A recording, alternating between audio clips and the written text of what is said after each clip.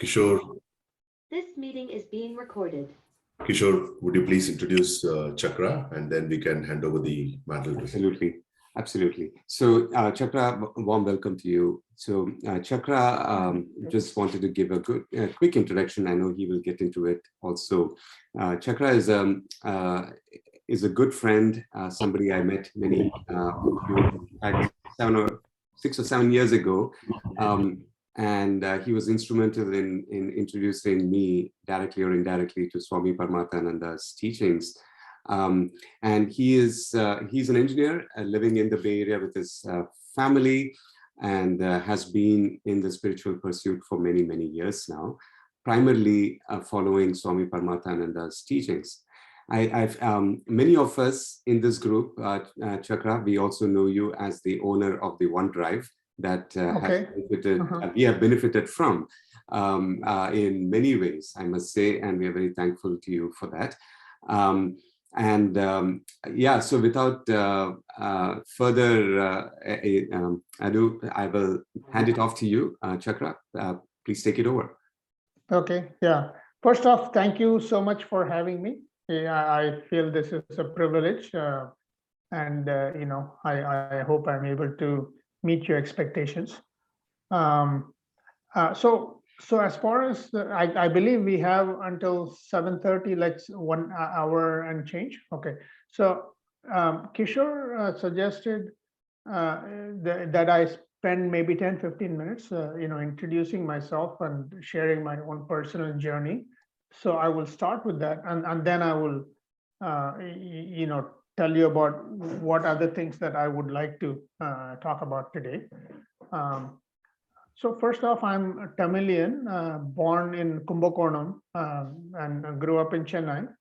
And I grew up in a traditional Tamil Brahmin household, in a Sri Vaishnava tradition, in the Ramanuja, Vedanta Desika tradition.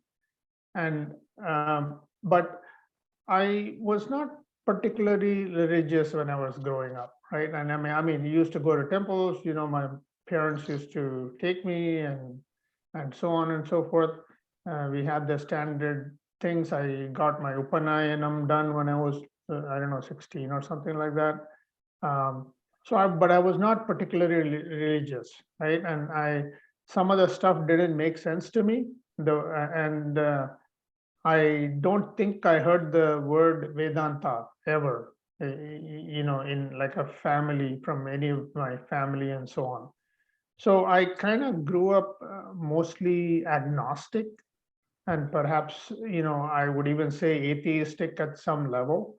And then I went to, one thing I remember is we used to go to the temple and pray, and I clearly remember thinking, why do we have to go to a temple? I mean, if God is everywhere, I should be able to pray anywhere, right? And some of those types of things, logically, I questioned some of the things that we were doing. And I was not entirely, on a good, I'm not entirely bought into religion per se, right? Or Hinduism in general. I was always a little bit on the spiritual side. I think I had a strong view of what is good and correct and what is wrong. So I had that as an anchor. I could say I was, dharmic for sure. I mean, I don't think I did, any bad things any time, because I knew the proper difference between good and bad. But then anyway, so I went to college. I got my doubly at IIT Madras, and then I came to the US for further study. In 87, I came to this country. 85. And then I got married. I have, 2 children. Personally, I don't think there's anything in my life that I could, that I could wish for, because I pretty much I have a house, I have a good family, 2 kids, so on and so forth. I'm a comfortable life, but I always felt that there was something missing. And if you ask me, even I don't think I could have even, expressed it or vocalized what it was that I was missing.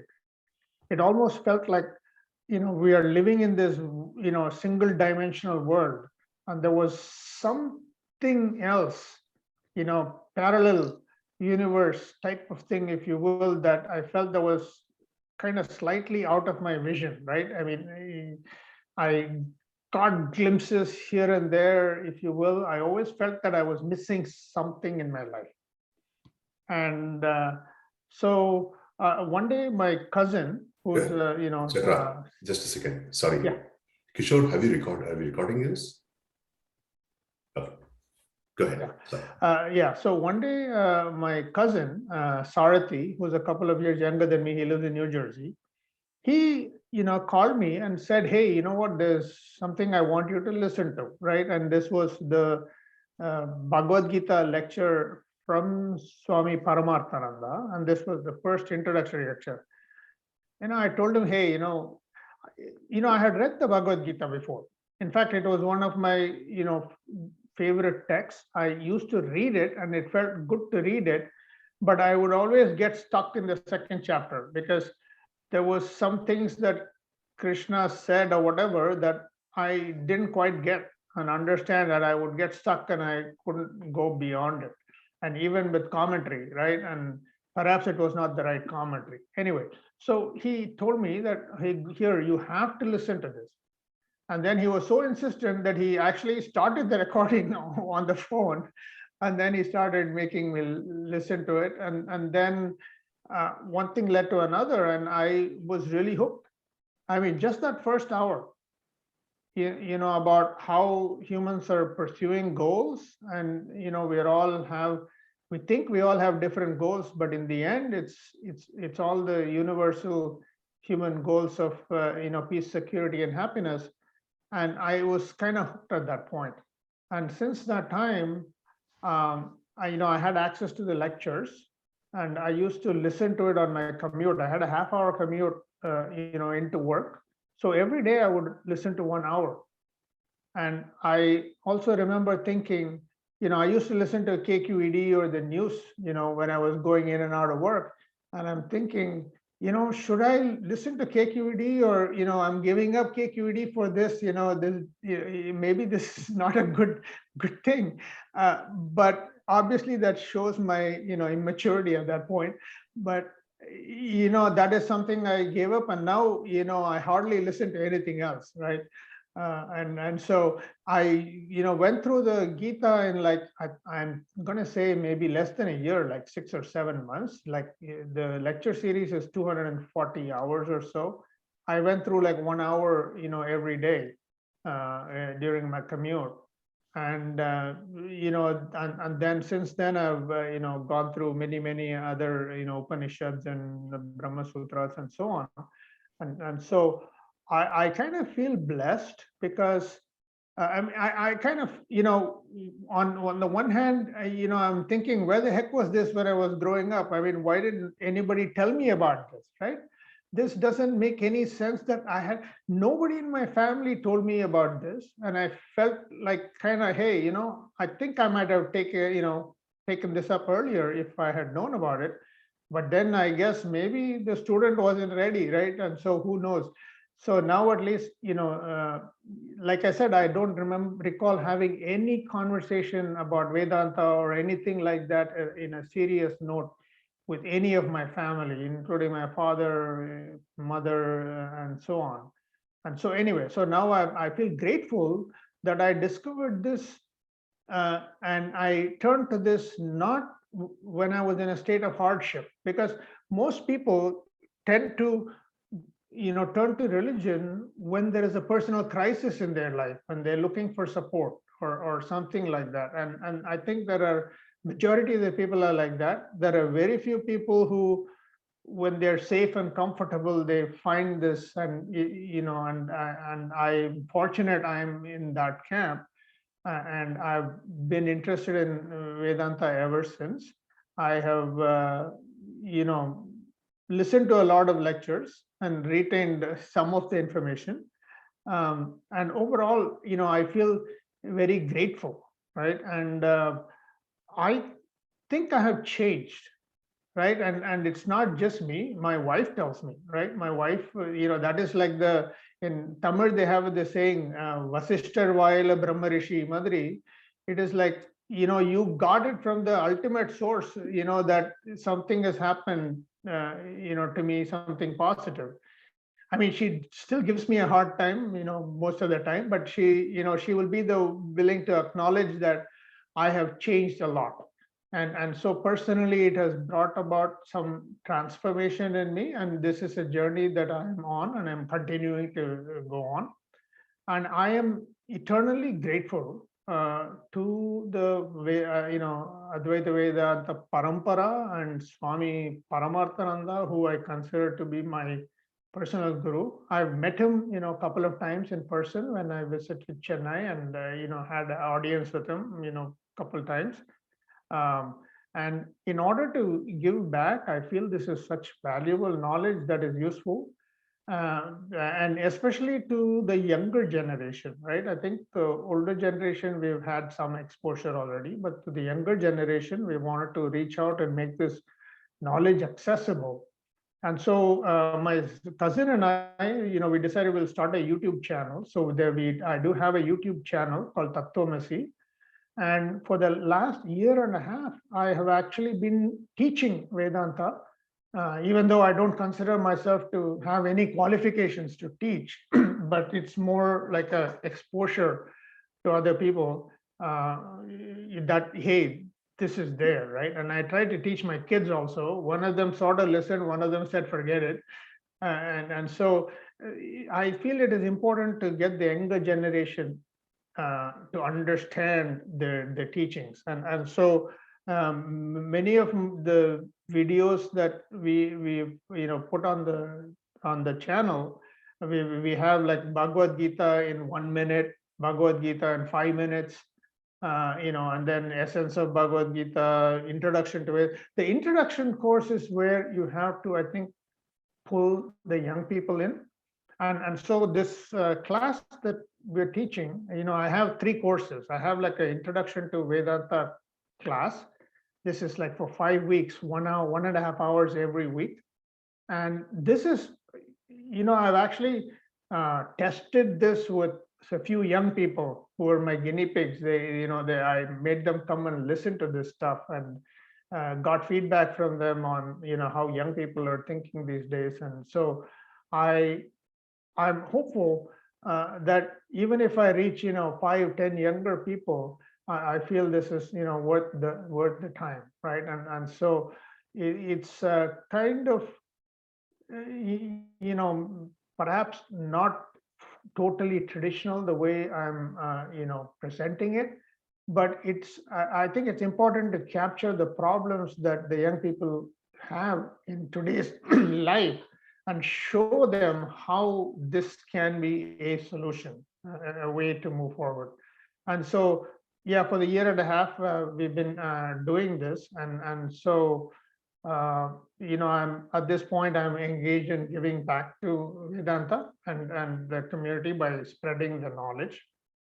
And I also do some yoga. I'm not like, I would not say I'm a very, like a more of a, it's not like mainly for the asana, but I'm looking for more the dhyana and, portion, the mental portion of yoga. Yoga chitta vritti nirodha, right? So, I'm focusing more on that. So I spend about 1 hour every day. I do some asanas, pranayama, and I do about a half hour of meditation every day. And I've learned through study of Patanjali Yoga Sutra that it is best to do, at least, as many of the limbs as possible in parallel, right? And so asana, pranayama, and dhyana is recommended to be done together according to another teacher that I've, had.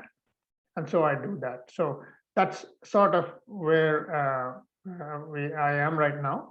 And Kishore kind of mentioned that, many of you may be interested in how to present this to younger people, right? And so I was thinking I would maybe go over, some of the material from my very first class, right? That is, explaining the problem and presenting the solution. So that's kind of what I had in mind for today.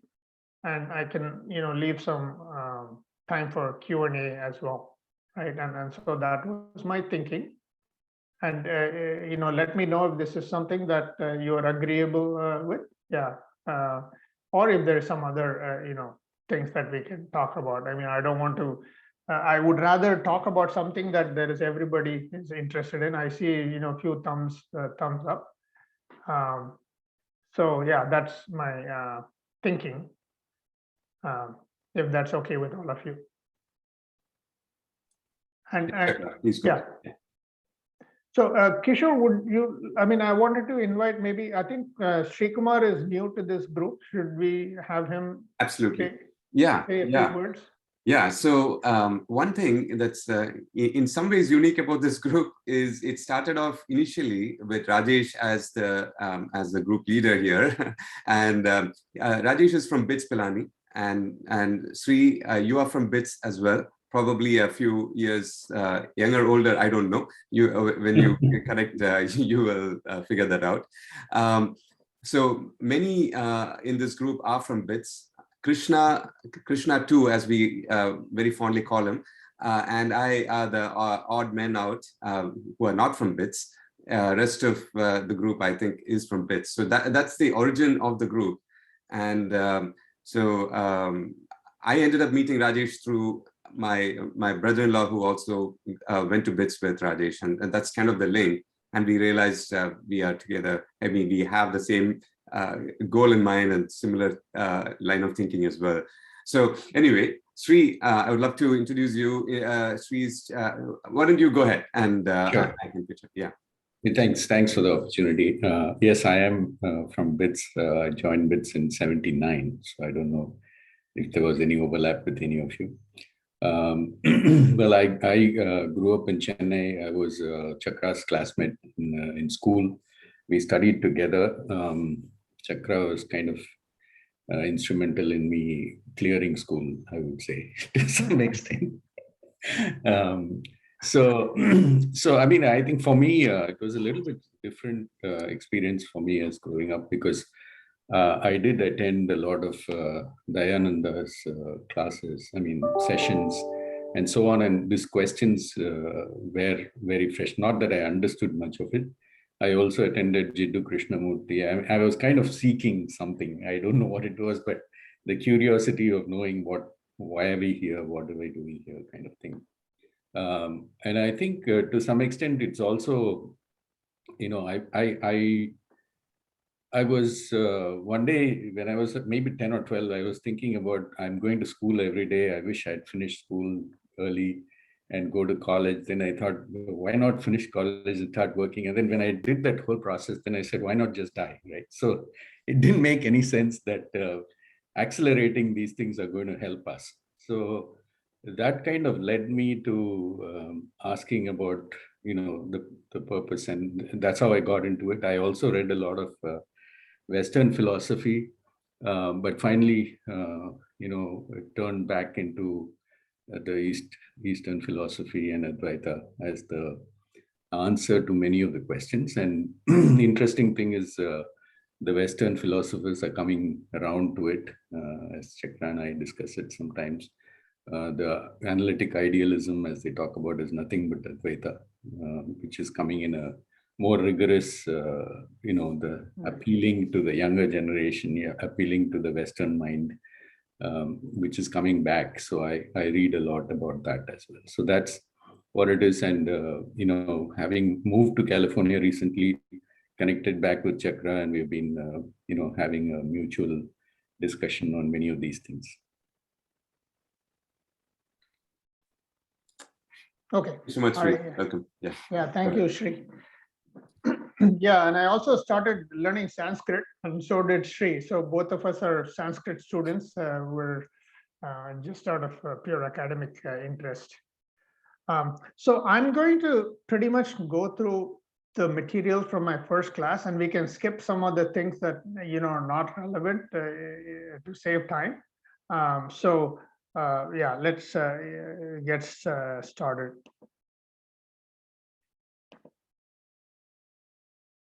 Are there any other questions before we start? Right. So let me know. I would say if there are questions as you go through this, please put it on chat, and then we, I don't want you to miss those questions as they arise. So please put it on chat, and we'll cover it towards the end, Chakra. Yeah, so I do have, in the course itself, I do have a few Q&A slides that I'll pause to take questions, and hopefully we can finish this up, since you're all, you guys are, old hands at this, so you should be able to, we should be able to go through. The main thing here is to, I think, the way it is presented, I think I'm hoping that, it will be interesting to you, right? So, yeah, so let me get started, right? So this course is called Happiness Through Vedanta. And there's an introduction. That's what we're going to go through today. Yeah, and then the rest of the things, human body, law of karma, God and self, and then we end up with Mundaka and Mandukya Upanishad, right? So there's this sort of the syllabus for the first class, if you will. So it's basically 5 weeks, right, of 90 minutes each of Zoom sessions.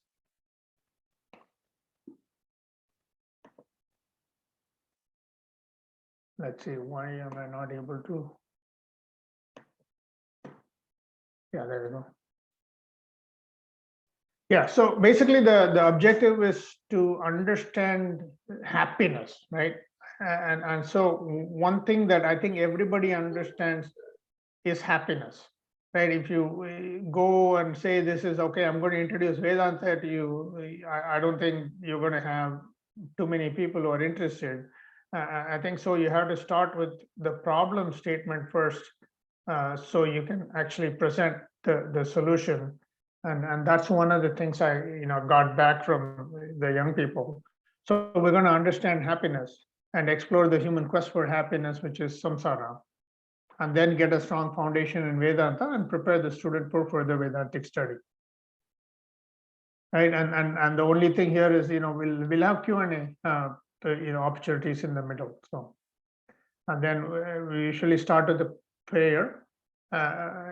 So we can skip the prayer portion, and so we'll go right into the introduction. So the class material is starting right now. So I was once talking to a college student. I asked him, "So why are you going to college?" And he replied, "That's what everybody does. I need to go to college." And so I asked him, "So do you enjoy studying in college?" And he looked at me as if I was crazy. Who in their right mind would enjoy studying? I go to college so I can get a degree. And then I said, "Suppose I give you the degree, would you go to college?" No, certainly not. "So why do you want the degree?" "So I can get a job." Right? And so make up your mind. Do you want the degree or do you want the job? Right? So the job, obviously. So then I said, "I work for a nonprofit where there are several openings. Would that interest you?" And then he said, "Oh, I need a job that pays at least $60,000 a year." And so you're really after the money you get from working, right? So let's just say I can give you money. Would you still want the job? And he thought for a moment, and he said, "How much money can you give me?" Right? "Why don't you pick a number that's comfortable?" And then he said, "How about $10 million?" And I told him, "Okay, so let's say I give you $10 million, but kept it in trust until you turn 25. Would that work?" And then he says, "No, what use is money if you can't spend it? I want to buy a car, I want to buy a house, I want to buy gadgets, etc. So do you want the money or do you want the things that it can buy?" "I want stuff so I can enjoy life," he said. And so I asked him, "So why do you want to enjoy life?" "So I can be happy." And then I asked him, why do you want to be happy? But he wondered what was wrong with me, right? So everybody wants to be happy, right? And so he ran out of answers. But it's easy to understand that everybody wants happiness, right? And so this is a made-up story and a made-up, discussion. But I think it illustrates the point that happiness is the only thing we want for its own sake, right? Happiness or ananda is the primary goal in life for every human being. Everything else is just a means to achieve happiness, right? And so all the other goals are secondary. So, I mean, at this point, we go through the class. What does happiness mean to you, right? Which is a very interesting question, because if you haven't, thought about it a lot, it's very hard to kind of define happiness. So, I mean, I think we can skip this unless people want to go and talk about happiness. But this usually gets them thinking, right? Because half the people don't know what they want. And even I would have fallen into this camp, 10 years ago, 15 years ago. If you asked me, I would have struggled to say what it is that I want. And anyway, so the human condition, right? The human condition is to search for happiness. And most of the time, it is just up ahead, slightly out of reach. And we are willing to endure short-term suffering in order to get happiness.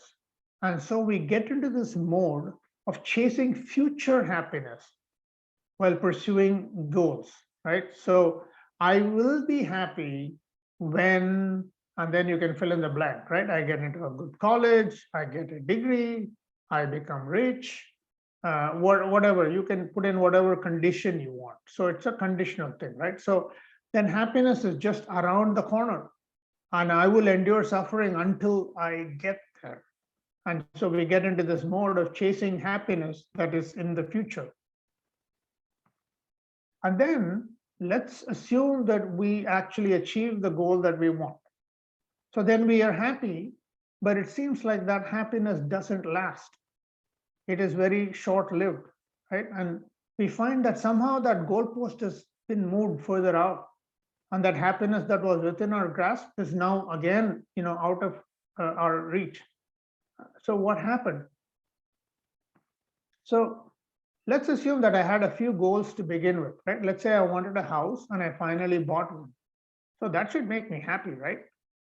But I am happy for a while. But then what happens? I start thinking about a bigger house in a better neighborhood, right? For every desire that's fulfilled, I add more desires to my list. And I want money. And then when I get it, I want even more money and lots of other things, right? So my total list of desires grows faster than my fulfilled desires. So I keep wanting more. So it's very easy to see that I will never be 100% happy, because I will always want more. And if you examine happiness further, what kind of happiness do I want, right? So let's say I am happy because of something, right? I am happy because I have 1,000 followers, because I'm eating ice cream, right? Because I got a car, because I got a bonus. So we get happiness from situations, right? And such happiness is temporary. When the situation changes, I go back to being unhappy, right? And it feels even worse when you taste the happiness and then it's taken away from you. It's almost worse than not having been happy at all, right? And so I want permanent happiness. And then let's examine where this happiness is coming from, right? So let's take a look at an example of a person buying a house for happiness, right? I think, let's say I buy the house because I think it's going to make me happy. But where is that happiness coming from? Is it in the house, in the object itself? So that means the seller would lose the happiness that the buyer gets, right? But that's not the case. The seller is happy because he sold the house, and the buyer is happy because he bought the house, right? Similarly, if a person listens to classical music for happiness, where exactly does the happiness come from? If it's in the music, then everybody listening to the music must be happy, right? But his neighbor may not like that music. So where and how can I find lasting, permanent happiness, right? And this is where Vedanta reveals the answer to this fundamental question, right? And Vedanta provides the framework for achieving lasting happiness or ananda. And so Vedanta tells us that happiness is available within ourselves. And not only that, it says happiness is within ourselves and within ourselves only. So this means it's not available outside. And if you seek happiness outside, you will be disappointed. Right? The fundamental human problem is searching for something where it is not available. But wait, if happiness is within me, why am I not happy? I mean, why do human beings commit such mistakes? The scriptures point out that happiness is within you, but they are hidden from you, like buried treasure. Right? Imagine a homeowner suffering in a drought, unaware that he has to just dig a well to access the water below his feet. And similarly, we need to remove the hindrances and discover the source within us. And so there are 3 layers of obstacles. We need to understand the nature of these obstacles so we can use the proper instrument to remove them. The first layer is impurities of the mind, specifically desire, anger, greed, delusion, arrogance, and jealousy. They are like muddy water, right? Preventing us from seeing the bottom of the river. And then the second is mental wandering and disturbances. Like turbulent water, they hide the bottom of the river from you. And finally, the last is sheer ignorance of the fact that happiness comes from within us only. And so Vedanta reveals how to remove these obstructions and find lasting happiness within ourselves. Yeah, we can pause here for any questions. So I see a few questions on chat. Yeah, so what are the problems young people face today? That's a wide open question. So most of the feedback that I got was, again, this mode of future happiness. They're willing to put themselves through some suffering in order to get to a goal. I mean, that was the highlight that stood out for me. I talked to, I'm going to say maybe 3 or 4 young people, at the beginning when we were constructing this course, and the whole thing. I thought adding some more things like, social media is one thing that is, can be a cause of anxiety and unhappiness in people, because of comparisons to other people. So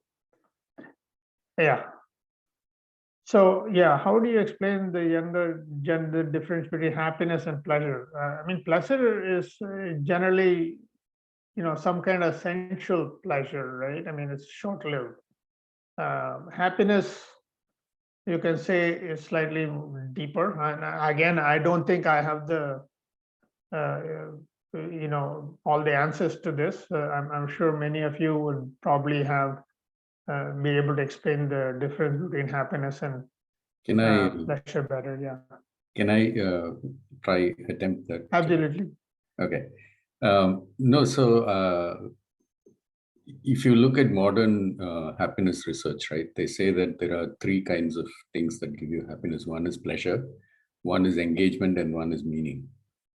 So basically, you're supposed to get very transitory happiness from pleasure, a little bit more from engagement, and a lot more from meaning. So even if in your work, if you see people through the year who are working very hard, at the end of the year, you ask them, they are more happy than the guys who didn't, engage as much.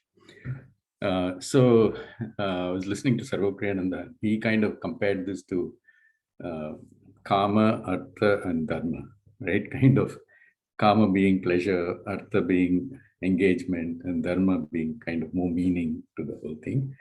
And ultimately, he said the happiness is still moksha. So it's kind of interesting that the modern thing kind of maps to the ancient wisdom. Yeah. Yeah, and then the 3 layers of the obstacles of the mind, so far I haven't seen it. I think everybody understands the happiness is within, right? I think that's, until you point it out, people are not even thinking about it, but once you point it out, I think it's very clear that that's where it is, right? And so then the next question obviously is, then why am I not happy, right? And this is a perfectly logical explanation for that. So I don't find that to be a problem, any challenges to that. Yeah, I think just to add to that, I think it is clear when you start like this, where they are today. I think a lot of people will admit that there is a level of unhappiness, no matter what, right? You across the spectrum, rich, poor, good student, bad, you name it. Across the spectrum, they would admit that.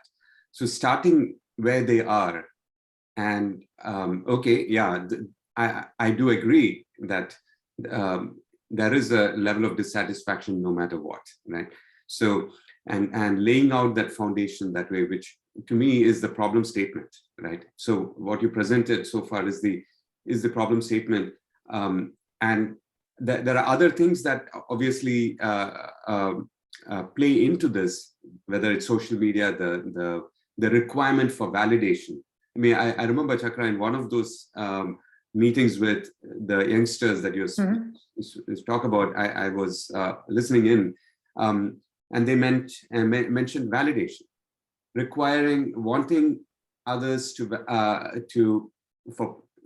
praise them, to get some kind of recognition from peer groups and from others. That pressure has grown tremendously today because of social media, right? So social media obviously has many good things, but when we are talking in this context, one of the things that stood out for me as the youngsters mentioned this, was the requirement for validation, whether it's, okay, I posted this photo and how many likes do I have? And this constant anxiety, why did this person not like it? Why did this person like it? Stuff like that has just grown to the extent where it wasn't there earlier. So. Yeah. Yeah. And then the beginning students are aware that, the challenges, obviously the challenge is removing those layers. That is, that's the second level of problem, right? Once you get to this point, then you can explore solutions. And then there was a Rajesh's question: corporate goals, work, stretch goals. I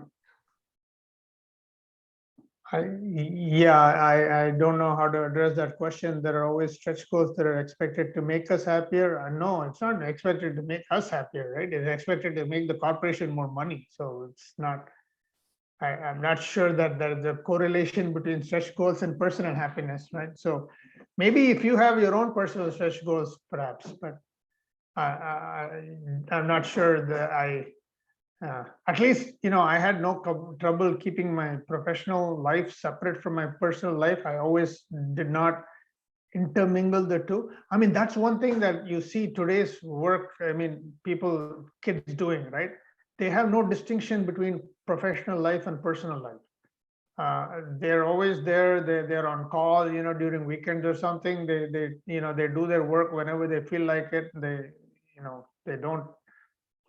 They don't have this kind of mentality. I feel that the distinction is getting blurred a lot. And so that is a perhaps it is definitely a valid question from the viewpoint of younger people. So yeah, it's a good question, but I think it falls under the same category, right? So we're looking for happiness, and whether it comes from meeting a stretch goal or from eating ice cream, it's the same thing.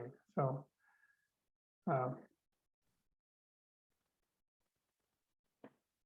yeah, is it okay if we we can continue now?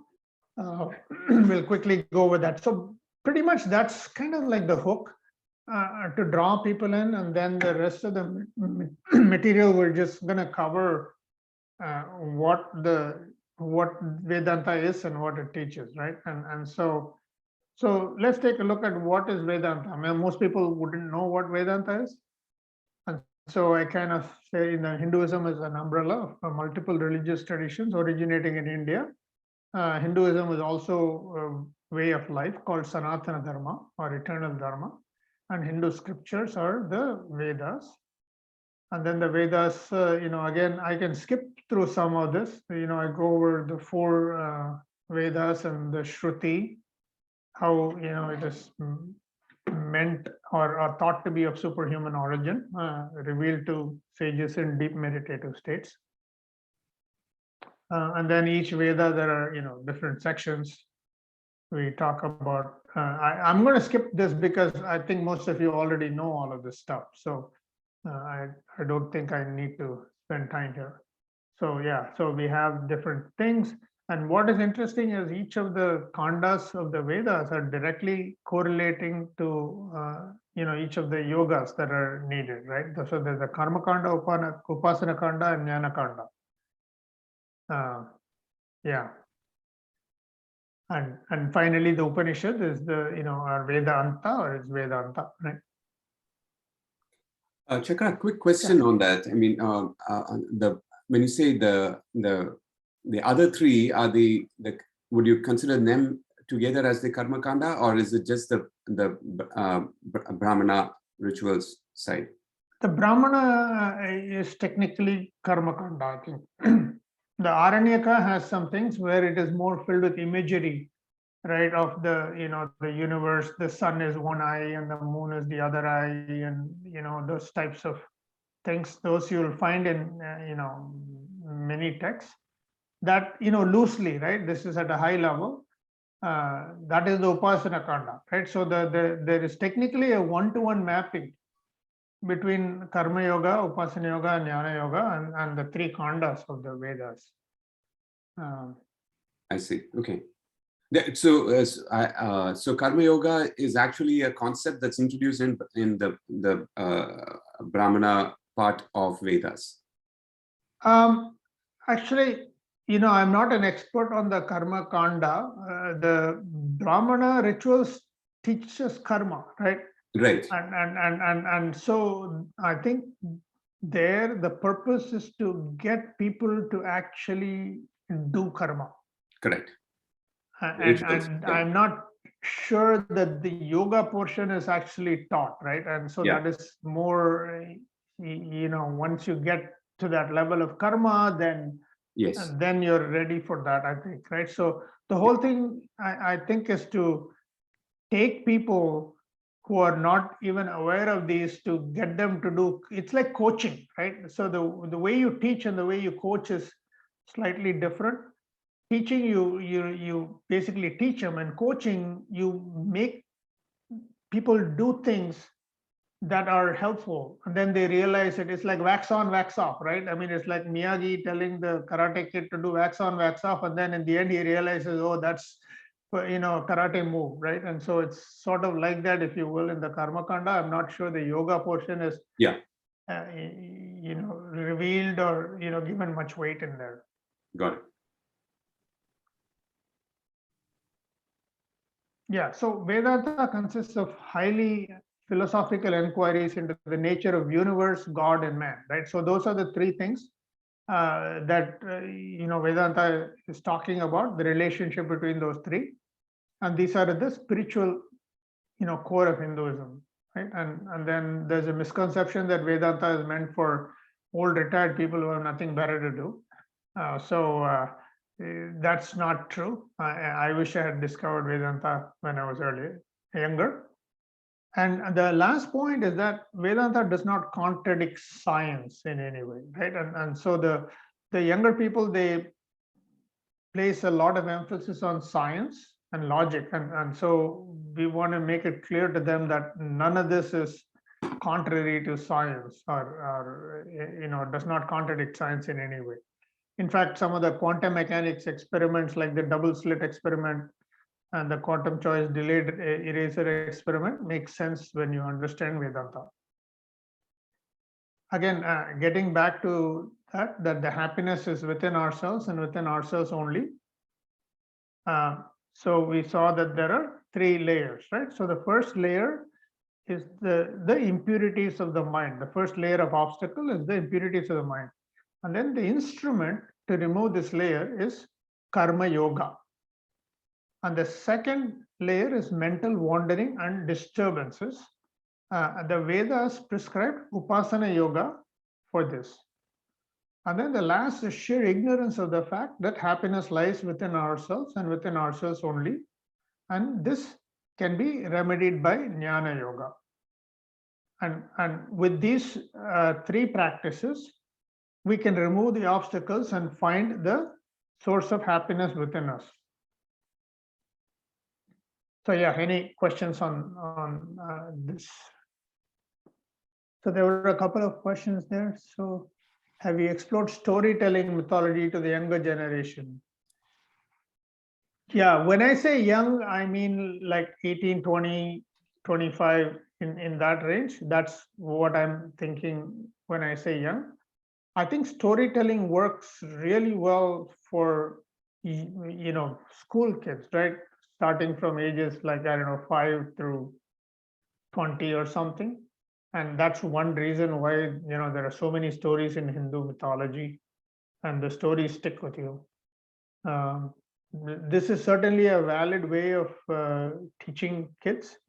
But at that level, 5 through 15, 5 through 20, I don't think you're quite ready for Vedanta. I think at that point, the focus should be on dharma, adharma, karma, reincarnation. Those types of concepts, I think, can be introduced through the stories. And in fact, Sarathi and myself, we have talked about this a lot, and we were even trying at some point to get some after-school program in Chennai going, where we can have some of this thing going, but we weren't able to make too much progress on that, right? And yeah, and there was this question from Ranjani, yeah, what early age, right? Basic Vedanta. I think it depends on the maturity of the child also. It's not like a one size fits all. You may find that one kid is more interested. I think stories are the best way to do it at the beginning. I think it's better to focus on the fundamentals, of what is right and what is wrong. And how, if you do good, good things will come to you because of good karma, and bad things will come to you for, punishment for bad karma or whatever. That level of understanding, maybe in the 5 to 10-year-old, levels. And this whole concept of, I think, reincarnation and so on, those, I think, is what I would focus on. I don't think Vedanta per se maybe appropriate. I mean, again, this is just my view, right? That once you get to maybe 15 or so, maybe in the kids are in high school, you can talk about how the Atma and so on. I think those are much heavier topics and harder to grasp. And if I may add here, Chakra, one interesting kind of data point is, as you present happiness, right, especially to young adults, someone who's maybe above 15, above 18, let's say. The data point being one of the most popular courses, not one, actually the most popular course at both Harvard and Yale. Here we are talking about the cream of the cream students. is the, especially the one at Yale, is the one by Laura Santos on happiness. So this course being subscribed to by, it started a few years ago as some, I remember listening to a podcast by Laura Santos. She said she was expecting 5 people to join the class when she started it. And so she had a small classroom. It ended up with 500 in the first year, 2,000 plus in the second. And now they've outgrown all classes. And so it's completely online and free on Udacity or on Coursera or something like that. But basically, they've run into millions of people who have taken the classes, right? So it validates the point that people, and most of them are young adults, most of them are university students. So it validates this problem statement in a very nice way, but that they're seeking something, even though they are people who have achieved quite a bit to get there in the first place, and you would think they're happy because they're there, but not, right? So it kind of validates the initial section quite well. That's interesting. I had no idea. I was thinking that you were going to say something about human ethics or something like that. Those types of courses are also popular. But yeah, I mean, it's I didn't realize happiness. Yeah, both at Harvard and Yale, it's the happiness course that is the most subscribed to course. Okay. Cool. So I mean, and then the rest of the first class is going to be talking about karma yoga, upasana yoga, and jnana yoga, giving some examples. So if should we continue and go through that, or should we? Yes, Chakra. I think it's very useful to get your perspective and a different way of presenting that information. I think you presented it very simple, in a very simple way. So please go ahead. Oh, okay. All right. Let's keep going. And by the way, none of this material is mine per se. All of this, credit goes to Swami Paramarthananda, right? So anyway, so karma yoga. So what is karma yoga? Right? So word karma means action, right? So not just physical action, but also speech and thought. And karma can also mean the results of the action. And yoga means union or joining. It also means proper attitude in the context of karma yoga. And so karma can be divided into 3 broad categories. So improper actions that benefit the doer while harming others. And this type of karma is called tamasic. Examples are stealing, cheating, etc. And the second, proper actions that benefit the doer, called rajasic karma. And this type of action can be classified as benefit motivated action or sakama karma, since the action is done for personal gain. And majority of the actions that we do fall under this category, right? Example would be our jobs to earn money, exercise for health, and so on. And then the third category is called Saatvik Karma, describing proper actions that benefit not just the doer, but others as well. And they are non-benefit motivated actions or Nishkama Karma. And examples would be like volunteering, donations, and so on. And then the scriptures prescribe 5 Saatvik actions as mandatory for any spiritual seeker. Why? All Saatvik actions contribute primarily towards inner spiritual growth, promoting progress on the Vedantic path, and they are not targeted towards visible material growth. And then the 5 Saatvik actions are also called pancha-maha-yagna. Right? First one is service to God in any form, called deva-yagna. This can be physical worship at a temple or mental worship at a quiet corner, wherever you are. And what's important is that you devote your time and thoughts to the object of worship. And the second is service to ancestors, pitru-yagna. This includes your parents. Right? If they're alive, treat them with respect daily. And remember your ancestors who have passed away. They're responsible for you being here. Third, service to the Vedas and sages, called brahma-yagna. So they have brought this knowledge from the Vedas to you. And fourth, service to humankind, or manushya-yagna, any service to humanity in any scale, like helping somebody carry groceries to their car or from their car, or volunteering at a food kitchen. And finally, service to any living being, bhootha-yagna, and respect towards all life. And vegetarianism falls into this category. And then the next type of karma, rajasic karma, primarily contributes towards material growth and less towards spiritual growth. It is important to note that there is nothing wrong with rajasic karma. The Vedas themselves, in fact, the Karma Kanda of the Vedas, prescribe many rituals for material benefit alone. And many of our everyday activities fall under this category, or jobs, exercise, and some action for material growth. And then the third type of karma, tamasic karma, negates spiritual growth and is forbidden. Right? Anything that harms others for personal gain, like cheating, stealing, criminal activity, fall into this category. So in summary, for your spiritual growth, you need to increase Saatvik Karma and avoid Tamasic Karma. And so what about the yoga part of Karma Yoga? So it means doing that action with the proper attitude and mental balance, called samatvam.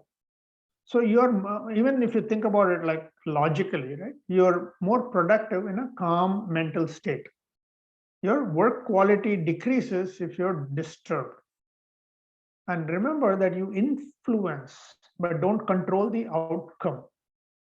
And stay detached from the result and accept it calmly.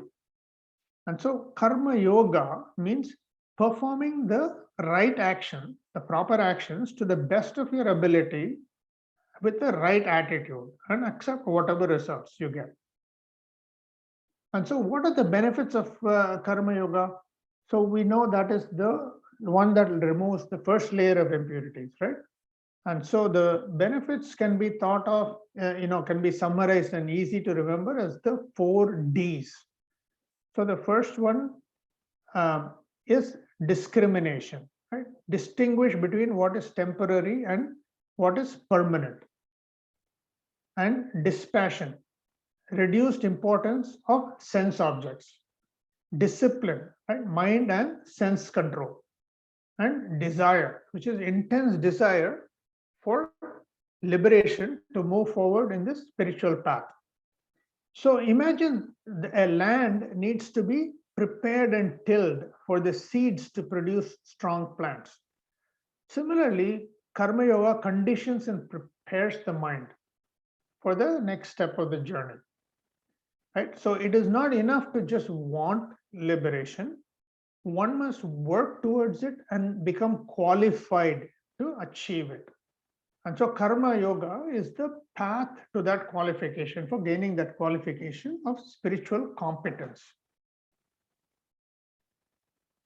And then here's a simple recipe for karma yoga, right? Each of us has duties as a parent, child, sibling, friend, member of society, etc., right?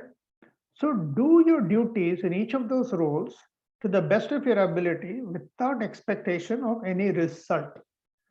And so you can think of it as do your best and accept the rest, right? That's like a good slogan to remember for karma yoga. Do your best and accept the rest. And here's a practical example, right? So karma yoga sounds good in theory, but how can I apply it to my everyday life? So think about it. Let's say you have an action of taking a test. So is this action for a good purpose? Is it a proper action? Yes, so because I can advance to the next level of learning and improve myself. And then, so what should my attitude be? Do my best to prepare. So do whatever is within my power to prepare for the test properly. And then do my best in the test. And then what about the result? So I contribute the result, but I don't control it because there are some other factors. And whatever result I get, I should accept as a fair result and learn from it so that I can do better next time. And here's another example for karma yoga. Right? So let's say you want to provide career advice to your son or daughter, right? So is this action for a good purpose? Yes. So my son or daughter can benefit from my experience and knowledge. And so what should my attitude be? Provide relevant information with the pros and cons, but I have to remember it is still my son's choice because it's my son's life. And what about the result? Let's say my son did not follow my advice. He chose a different career than what I suggested. So I did my duty, right? I shared the information, accept the result calmly, right? It is beyond my control anyway. And any future difficulty my son runs into is a result of his choice and not because of me. And then, so there is this person called John Ruskin, who probably had no idea of what Karma Yoga was when he said this, right? He said the highest reward for a person's toil is not what he gets for it, but what he becomes by it, right? And this captures the essence of Karma Yoga, right? So the true reward for your hard work is spiritual competence, right? It's not what you get for the thing, but what you become by it. That's the concludes the Karma Yoga portion. So any questions on that? Yeah, thank you for the positive feedback. I second that. Excellent presentation. Simple way of explaining this. So one thing, Chakra, is around the right action. What is like the framework to figure out what is the right action? How do we, how do we know, we are all, especially when we explain to young adults again, you're going to face, you're going to be at a junction many points in your life. You're going to say, is this the path or that the path? What should I select? What would you say as a framework? Yeah. So that's a difficult question, right? So it varies from situation to situation. So you can always come up with this trolley problem, right? Should I kill one person or 5 people, right? Those types of things. And so, I generally say that it's a gray area. And part of it is you need the ability to think clearly, right? And so you can see what is right and what is wrong. Many times your mind is so clouded that you are unable to make that discrimination, right? That determination of what is right and what is wrong. You have to decide for yourself. I don't think anybody can say this. It's like what I need to know, I learned in kindergarten, right? There was that thing, right? So I think everybody knows what is right and what is wrong. Sometimes we have trouble following or making that decision, following through. So I don't think there is a easy answer to that. There is always going to be some gray areas where it might be right or might be wrong. What this continued practice of Karma Yoga provides is mental clarity in making the right choice, so that as you progress on this path, it will become easier and easier for you to understand. So that's one way I would explain it. And the second thing is, the definition of dharma. You should always follow dharma. And dharma, the simplest, there are a couple of ways, I can explain it. One is dharma is the fundamental harmony of the universe, right? So that is one way to explain it, which is sort of a very abstract way, and probably is may not appeal to people. The simpler way I found is that dharma is defined as the greatest common good. So whatever you do, keep your own benefit in perspective, but keep the benefit to others also in perspective. And whatever maximizes all of that good is what is the right answer, right? And what is the right choice. So dharma is the greatest common good. I feel that that's a simple way to explain it. And at some point, I'll probably add that here also as how to decide what is that. And that again is a guideline. Yeah. That's a rubric, and every situation will have its own exceptions. So absolutely, I think you hit upon it. Would be can we also say that in terms of dharma, along with the greatest common good and for harmony, along with that, would we add like the golden rule, which is do to others what others you would like others to do to you, and don't do to others what you don't want others to do to you. yeah. Combine that with the as a again as a guideline. We're not definitely not advising anybody, right? I mean, that's one thing I also learned from the Gita, which is like just like Sri Krishna doesn't start telling anything until asked for. Ask for it, yeah. Right. There's another big takeaway for me was not to advise until really asked for. So this is not an advice; it's more like a framework. It's a So it is like a rubric and a framework that can be applied, but they have to decide for themselves.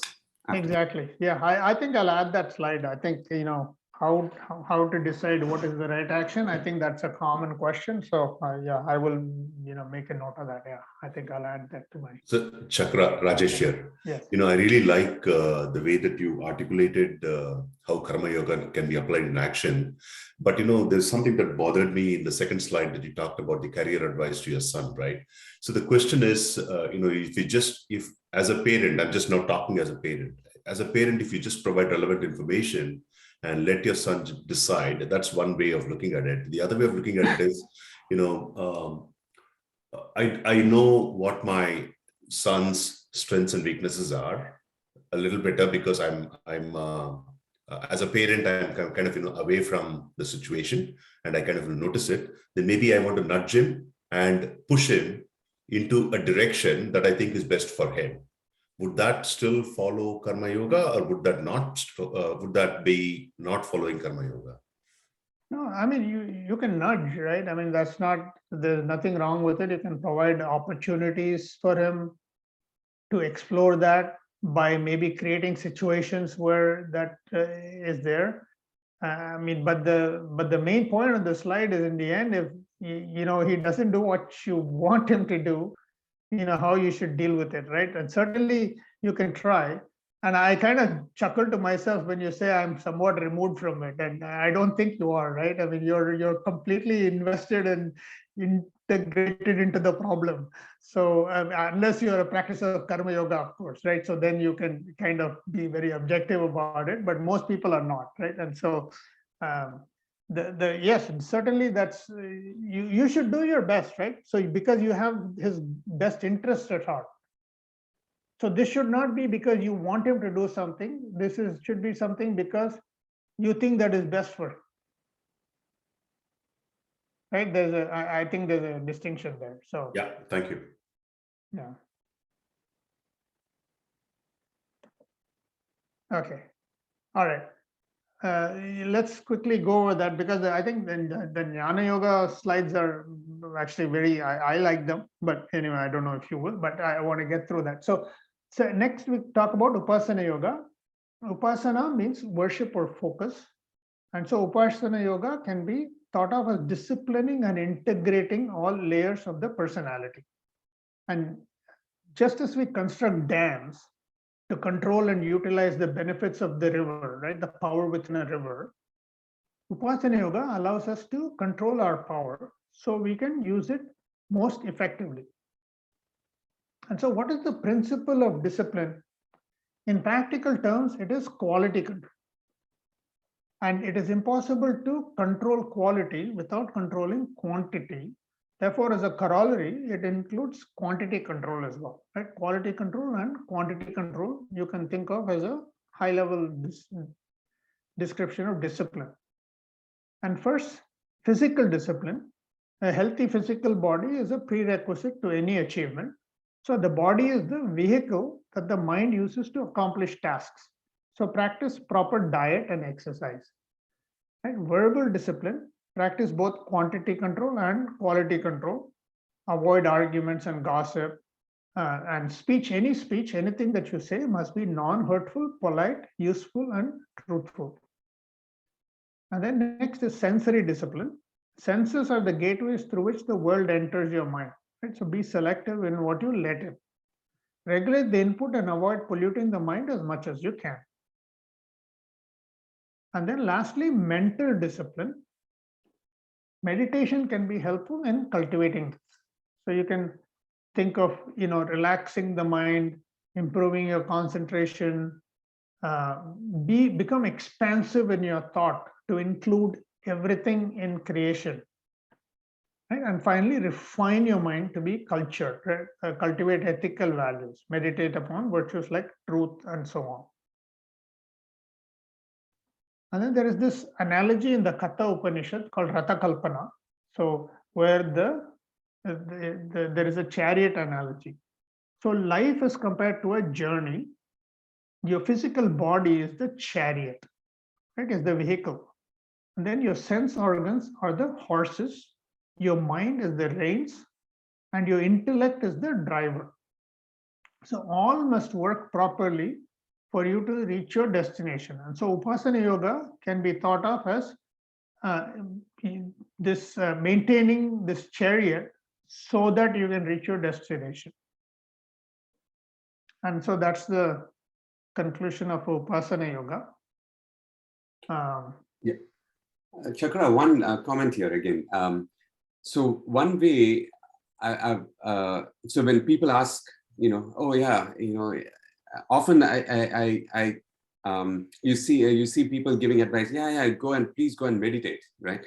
I mean, that's the common thing that you hear these days. So just meditate and that'll solve the problem or whatnot, right? And I being a meditator myself, I kind of see very clearly that the half an hour of meditation, the quality of that is very much dependent on what you do the rest of the 23 and a half hours, right? And that's kind of what you hit upon as well, including physical health, including what we say. If you look at Yoga Sutras, they say the same thing in terms of yamas and niyamas, right? What we do the rest of the time is equally, if not more, in fact, it's a prerequisite to even do that half an hour of meditation. So because it's going to muddle the mind, again, to your point, it's reducing the waves on the surface of the water to some extent, and meditation takes you to an even more extent, right? Even larger extent. So having that analogy of water, which you started with, may not be a bad idea here in terms of showing the waves on the surface and the impurities.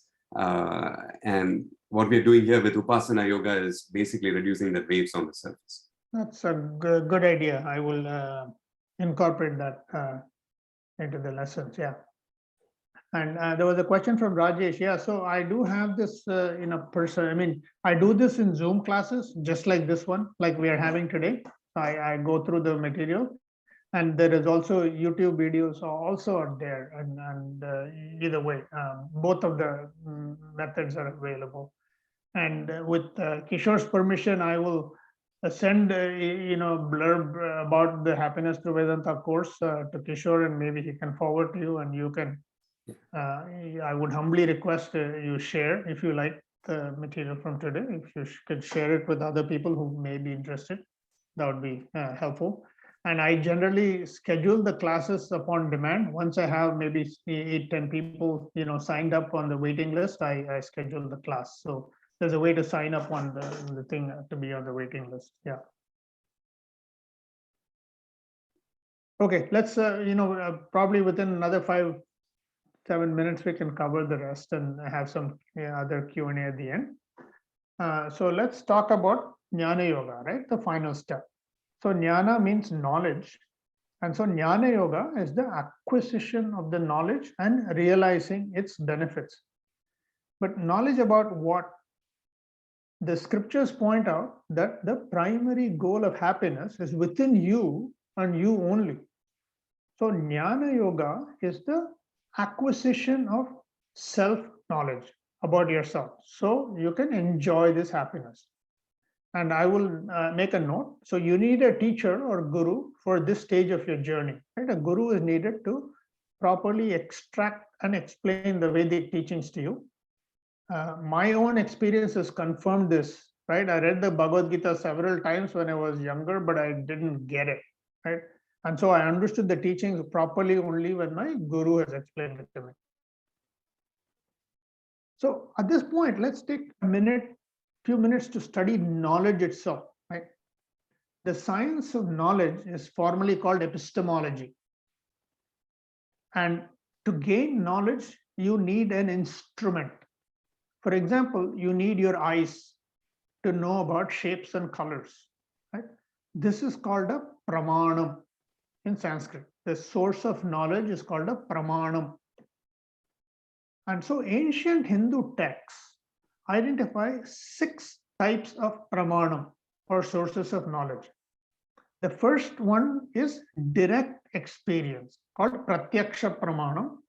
So this is first-hand knowledge gathered by the 5 senses: sight, sound, smell, taste, and touch, and by the mind, like pain, pleasure, and so on.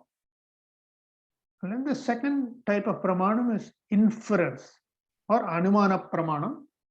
So as an example, you can infer fire from the existence of smoke. The third one is called upamana pramanam or comparison. So let's say a person has a cow at home, and then he sees a buffalo, and then he says, hey, that looks like the cow. And so he gains some knowledge about the buffalo, right? So notes the similarity. The fourth one is called postulation or arthapatti pramanam. So you can say person A is fat, and he says he never eats during the daytime. And therefore, we can conclude that he must eat at night, because we know food is required to gain weight. The fifth one is negative proof or anupalabdhi pramanam. This is the absence of something, right? There is no elephant in this room, right? So that's knowledge. And finally, the spoken or written word or testimony called shabda pramanam, testimony from an authentic source like textbooks, etc. So the important thing to note here is that some sources of knowledge can never be validated by a different source. For example, eyes are the only source of color knowledge.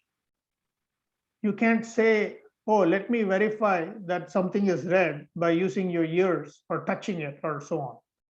So there is no way for me to verify colors without using my eyes. And so the problem with all the sources of knowledge, pramanam, that we have listed so far, is that they deal with objects, right? And if I want to know more about myself, I find that there is no suitable source of knowledge for a subject. And just like a camera cannot photograph itself, and the eye cannot see itself, I am unable to study myself. And so what do you need? You need a mirror. You need a mirror to see yourself. And the Vedas are that mirror, that source of knowledge that reveals your true nature. But just like the eyes, the Vedas cannot be independently verified using a different source.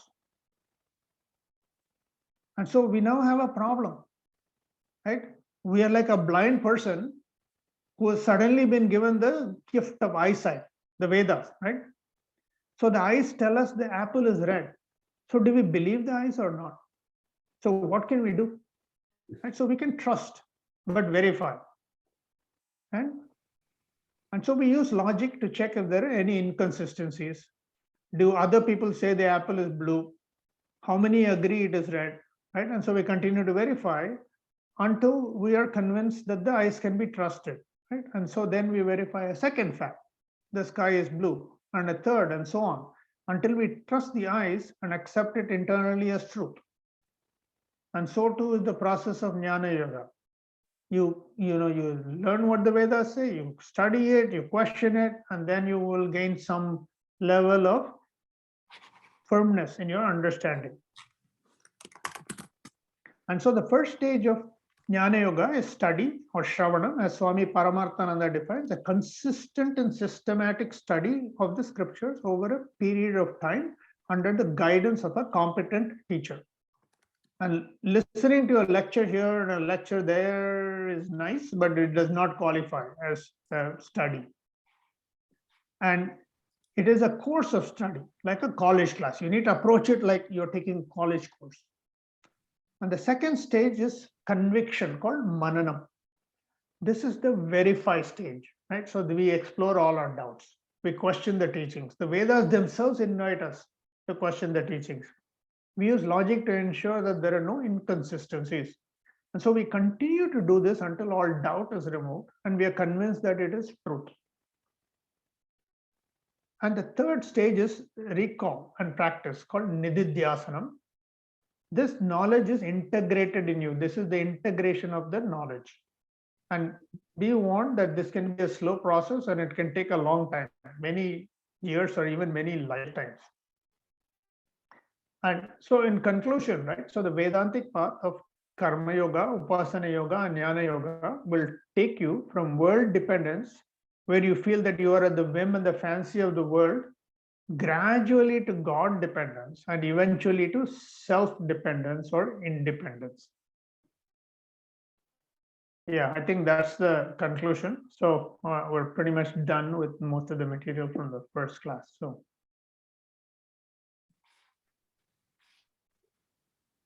Chakra, this is a really amazing, simple way, as I pointed out there, of starting from logic and explaining what is jnana, right, and just breaking things down in a beautiful way.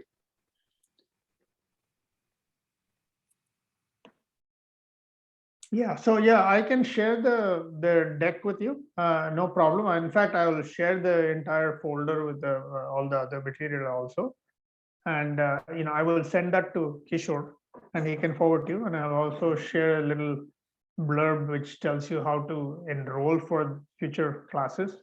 I will be offering the class again probably in, like, I'm going to say July, another month or two. I just finished last week. I finished one class, so I will forward that. And I also have a Essence of Bhagavad Gita class, which runs for 6 weeks, and also a Essence of Upanishads class, which covers the Dasha Upanishad, in 10 weeks.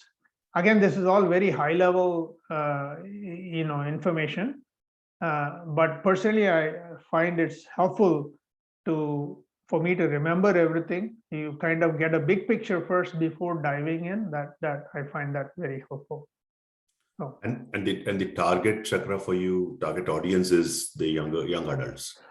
Actually, that is the preferred target audience, but majority of the people that have gone through the course so far are people like ourselves, right? So those are, I think, going through the questioning stage.